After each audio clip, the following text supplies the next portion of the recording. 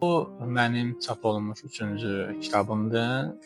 Bu günə qədər bir hekayələr toplusu çap eləmişəm 2021-ci ildə Yaddaşın Hekayəsi adında. Ondan sonra Uzun Hekayə adını verdiyim bir kitabım çap olundu Banon Respublikası adında və nəhayət bu il 2025-ci ildə mənim Litvaniyam adlı növbəti hekayələr kitabını çap elədim. Yeni kitabım 11 hekayədən ibarətdir. Burada bütün hekayələrin ana xətti məktəblə bağlıdır. Hadisələr ya məktəbdə baş verir, ya məktəb yolunda baş verir, ya protagonist bu və ya digər yerdə məktəbi xatırlayır. Yəni demək olar ki, bütün hadisələrdə məktəb əsas xətti hadisələr məktəbdə cərəyan edir. Az əvvəl də dedik, Epifaniya modernist ədəbiyyatda bir ədəbi priyomdur, ədəbi bir üsuldur. Epifaniyanın mənası, yəni obrazın əsərdə hər hansısa bir anda özü üçün bir həqiqəti dərk eləmə anıdır. Mən də düşündüm ki, bu məktəb hadisələri ümumiyyətlə mənim üçün həyatın dərk eləməsi prosesi olduğuna görə adını belə qoydum. İlk kitabım haqqında onu deyə bilərəm ki, orada mənim bir hekayəm var idi. Qasım Metamorfozu. Onunla mən Polisin bir hekayə yarışmasına qatılmışdım. Orada mən hekayəm 206 hekayə arasından 220-yə girmişdi. O mənim ilk qələm təcrübələrimdən biri idi.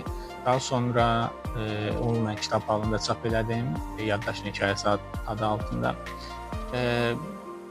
Geri dönüşlər orta, deyə bilmərəm ki, hamı bir mənalı şəkildə mənim yaradıcılığımı bəyənir, hamı oxuyur. Ancaq hər bir halda düşünürəm ki, birinci kitaba görə o qədər də pis geri dönüşlər almadım. Demək olar ki, məni qane elədi ki, yaradıcılığa davam elədim. Artıq fikirləşirəm ki, hekayələr kitabı yazmağa biraz dayandırmaq lazımdır. Mən düşünürəm ki, roman yazmaq mərhələsi artıq gəlib çatıb. Yəqin ki, növbəti bir neçə illərində, yəni mən buna cəhd eləyəcəm. Alınar, alınmaz bu sonraki işdə, amma yəqin ki, cəhd eləyəcəm ki, həcmli bir əsər arzuladığım bu romanı nəhayət ki, yada bilim. Nə yazsan çap olunur. Hər hansısa bir senzura yoxdur demək olar ki, yəni kitabı heç bir nəşriyyat onu didik-didik oxumadığına görə sən hər şeyi çap edə bilirsən. Sadəcə oxucuya çatmaq məsələsi olduqca qəliz məsələdir. Yəni öz kitabım üçün nümunə verim. Hesab eləyək ki, bunu qanun nəşriyyatı çap edib və biz bunu Əl-İnnoya verəcəyik, yaxud Librafa verəcəyik. Verəcəyik. Ancaq kitablar anbarlardan qalacaq, bu lazım səviyyədə reklam olunmayacaq, görünən rəflərə qoyulmayacaq. Belə olan halda oxucu onu görməyəcək. Mən tez-tez xatırladıram ki, yazıcı kimi məşğul olmaq çox sadə bir mexanizmdən ibarətdir. Sən kitabı yazdırsan və nəşriyyat onu dayanmadan reklam edir. Belə olduğu halda biz məşğul bir yazıcı seçirik. Amma təəssüf bir dövrdə yaşayırıq ki, məşğul yazıcı olmaq həm də təhlükəli bir prosesdir deyə heç kim bunu hesablaşmaq istəmir. Odur ki, elə bəri başdan ümumiyyətlə məşğul yazıcı qalsınlar, yazıcı olmağa icazə verin. Qəsəbəmizdə yiyəsiz itlərlə yanaşı yədi itlər də var idi. Bizim də qapıda qarma ilə dəmir darvazaya bağlanmış qara bir it yatırdı. Bizim itimiz elə bizim kimi arıq idi. İtimizin qulaqları uzun, quyruğu qısa idi. Rənginə görə ona qara it deyirdik. Qara it dişi idi. Tənbəl qancıq, demək olar heç kimə hürmür, özünə əziyyət verib qatmasını dartaraq azadlığa can atmırdı. Ona hər gün quru çörək və su verirdik. Belə ki, özümüz ondan artıq qidalanmırdıq.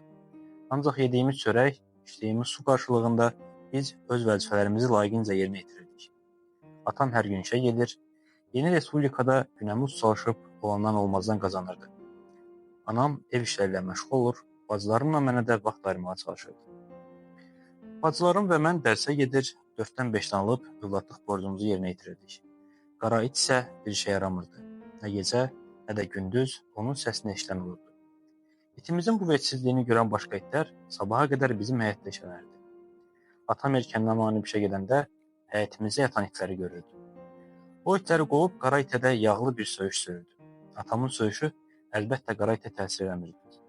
Bizim qancıq yenə öz bildiyi kimi yaşayırdı. İtimiz gecələr yorğun fəhlələr kimi daş olub yatır, həyətimizə girən küçə itlərinə məhəl qoymurdu.